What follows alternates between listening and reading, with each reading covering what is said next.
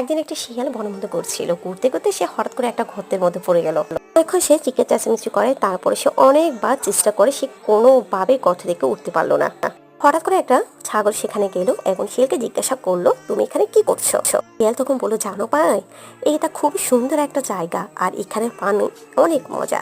তুমি চাইলে এখানে পানি তুমি খেতে পারো, আসো তুমি আমার কাছে, দেখবা পানি খেতে যে কি যে মজা, কি যে শান্তি। শিয়াল এদিক ওদিক না তাকিয়ে কোনো রকম চিন্তা ভাবনা না করে সে নিচে নেমে গেল। শিয়াল বলে, তোমার সামনের পাগুলো গর্তে দেওয়ালের সাথে রাখো, আমি তোমার পিঠ বেয়ে উপরে উঠেছি, তারপর তোমাকে সাহায্য করব।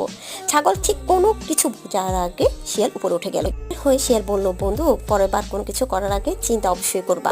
কোনো কিছু সিদ্ধান্ত নেওয়ার আগে আপনি নিজেকে সময় দেন, খুব ভালো করে বিচার বিবেচনা করুন, প্রয়োজন হলে খোঁজ খবর নেন, তারপর হুটহাট করে কোনো সিদ্ধান্ত দিবেন না, তাহলে প্রতারিত দিন শেষে আপনিই হবেন।